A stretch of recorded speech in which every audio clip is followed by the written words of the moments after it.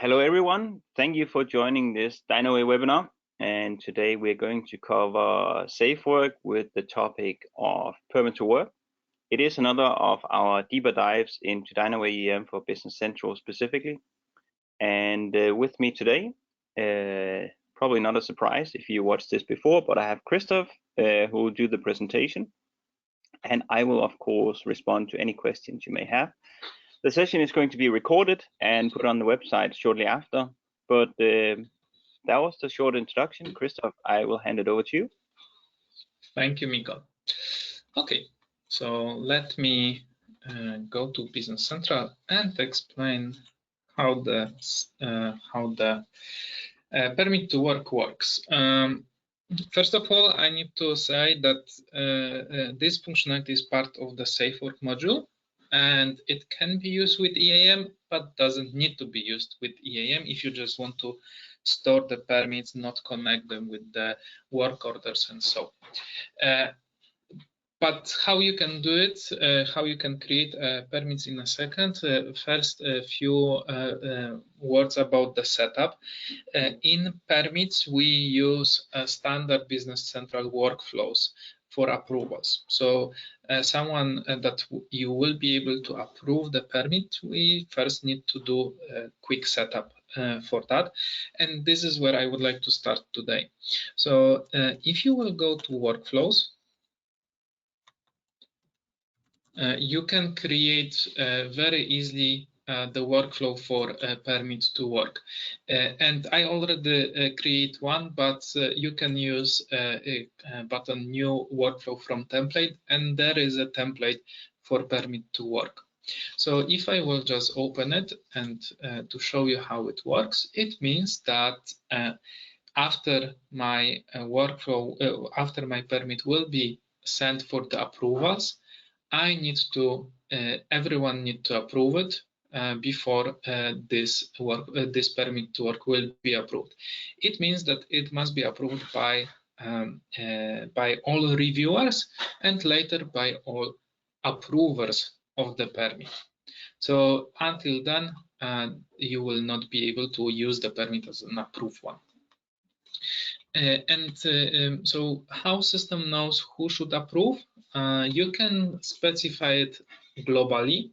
So if we will go to Safe Work Setup,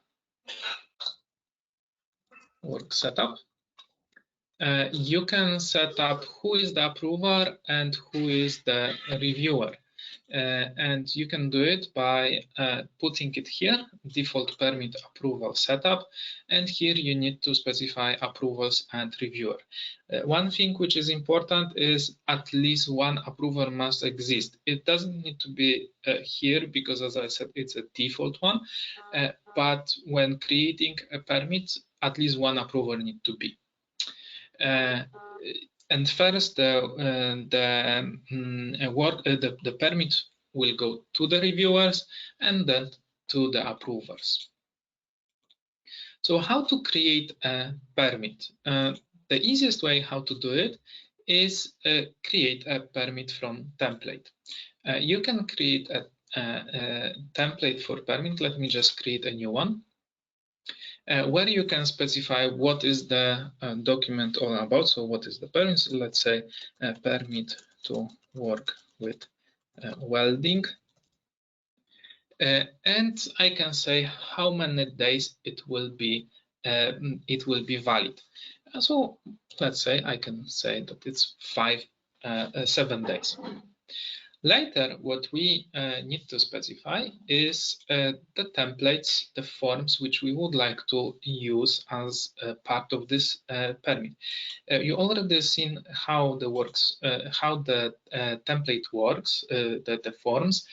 So I already prepared some permit which has some questions, some header, some record lookup in this case, and so on. So someone will need to answer those questions, and you can see that some of them are mandatory, and if someone will answer yes or no, I also can configure the other form which will be triggered and will be then automatically part of the permit to work. So I already set up one. Let's just maybe that will not be very nice, but let's just put the second one that you will see that we can add many than one. And on this level, you can override the setup, which is the default approvers and reviewers. Here we can just put who should approve if it's like a specific permit for for some, for example, maybe some managers which need to approve and so on. So when we are ready, we know what needs to be done. We need to release the permit, and when releasing, it says that we can start using this template. From this moment, you can use it in two ways. One is that you can just create a permit from here. This is what I will do in a second. But you also can you can assign the permit to the permit template to the work order plan. So let me just take one work order plan and just show you how you can do it. So I just need to reopen this plan. But I can just put it, yes, I would like to continue. You can put the permit template here, and here you will be able to just assign it. What does it mean? Every time when you are creating a work order from this work order plan, the permit will be automatically created based on the permit template, and it will be valid from the planned date to the dates when you specify that the permit will be valid. So for example, in my case, 7 days. If we will go to the permit itself, the permit template, and I will just open this one which we just created, and I would like to create a permit manually. I also can do it, so I can create permit from here, and I can start using that permit. So you can see that it's already in the released status. It means that this is already prepared for someone who needs to fill it. I can assign the forms to some person, right? And only that person will be able to fill that permit, or I can just send it, for example, to someone. Please send it. Please fill this permit to work. And if I'm the person who needs to fill the permit, I can just go and complete the form. So if I will go and complete the first form, this is, let's say I will just save those things, and I will just click OK. You can see that from open forms, it's sent to the completed form. What I can do here, I can see the answers, but I also can correct the answers if I made mistake. If I will go again to the next one, so I can just go and fill, and here is a little more complicated, so I just need to mark this as yes, yes, and yes. I read about it, and I just need to again submit. What will happen at this moment? I already completed all the forms, so system asked me, do I want to send the permit to approval? And unfortunately, I have only one person here, and I'm this person. So my permit will be automatically approved. That's because this is how Business Central approvals work. So if you're sending the request to approve by yourself, it will be approved. But in reality, let me just show you that it will create a approval workflow, and who will need to approve. So this is where Business Central standard approval flow is triggered, and you can see who needs to approve and when it was approved, or is it rejected, and so on. So you can see that I was a sender, I was approver, that's why it is automatically approved. But it may happen, you can see that it's valid till 12th of October. It may happen that we need to little extend the time because we don't want to change the forms, but we just would like to reapprove it one more time. So for that we have an action which is called reapprove, and I can specify the new valid date. So I can say, okay, this will be valid till Sunday because we will not be able to do it.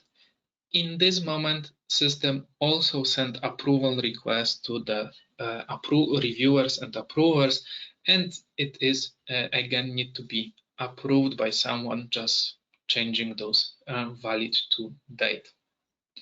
Okay.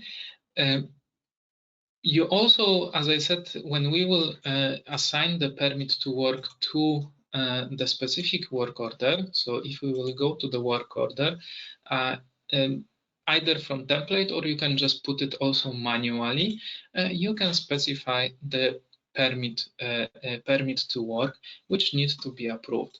So you can see that I have a field which is called permit to work. I don't know if this one is approved. It's also approved. You can see it's green and bold, so that's mean that this one is approved. The second probably as well, because we just approved it. But if it would not be approved, you will see the red one. So let me just do that. Let me just create one more time the permit, and we will have one which is not approved. So I will use the same template. That's fine, and I can just create a new permit to work from it. Okay, that's number 3, and let's go to work order.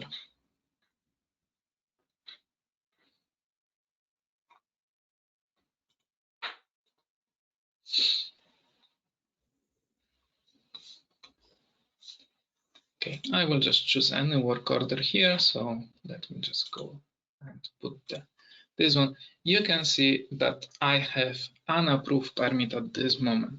So I can also show it from here. I have some notification. I also can click here to see the document and fill it at this moment. And one setup which we have, so if we will just try to post now information, so let me just put something. It's not so important what data right now, but let's just try to post it and close. Oh, this is what I expected as a manager, maybe not as a technician, is that my permit is not approved, so I cannot finish this work. Sorry, you need to do something with this permit. So I need to approve it. But it's the setup. You don't need to force it. So if you will go to save work setup, not save work, but save work, anyway, it found it. You can find here in the permit to work approval is mandatory. So if you will not mark it, system will allow you to do the post the work order without the approval, but if you will mark it as mandatory, system will block you and you will not be able to post the work order if the permit is not approved. And that's in fact everything. So you can also see all the permits in the status if they are approved or not approved. If we will go to the permit to work, you can see that I have 2 approved, 1 is only released, and I cannot change anymore the permits which are already approved. So they stay with us as a history of permits, which I can just filter if I need to. So that was how the functionality for permit works. And back to you, Mikkel. Thank you very much, Christoph. A little bit quicker than the 20-minute ones, but still a very important topic for those companies where there is a need. And it gives us a little bit more time because we have a few updates here as well. So first of all, if you haven't already seen it, tons of material, on-demand webinars like this one already recorded. You can find it on the website. Just follow the link down here at the end of the screen. And if we skip to the next slide, you will see that we have added a few more topics, really interesting ones, if you ask me. So scheduling board we will redo. So if you saw that on the previous list, we feel like there have been significant changes. So we would like to rerun that. So you'll find that on the 27th of October.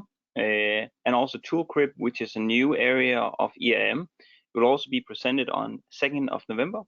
And then, of course, we have another topic of safe work, which is safety incidents for the 9th of November. If we then run to the next slide, you can see that we have established a Dynaway EAM user group for end users on LinkedIn. So if you go and search for Dynaway EAM in Dynamics 365 Business Central, you will find this group. And like I mentioned, it's not for partners or freelancers. It's really dedicated for end users to go and collaborate on how to use EAM in DC. Last but not least, I would also like to promote our upcoming webinar, which is on the 11th of October. Here we will show all of the new stuff. So there you could also see there is a short section about ToolCrypt, and there's tons of other things to join that webinar for. So there will be many good, exciting features to go and watch, and it's on the 11th of October. Please notice your time difference if you're being there live, so you can use the time zone converter tool on the page. That was everything for today. And like mentioned, it was recorded. It will be put on the website. If you want to share with a colleague, feel free to do so. You'll find it later on the website, so it should be available later today or tomorrow. I wish you a fantastic day, and hopefully we'll see you again soon. See you then. Bye-bye.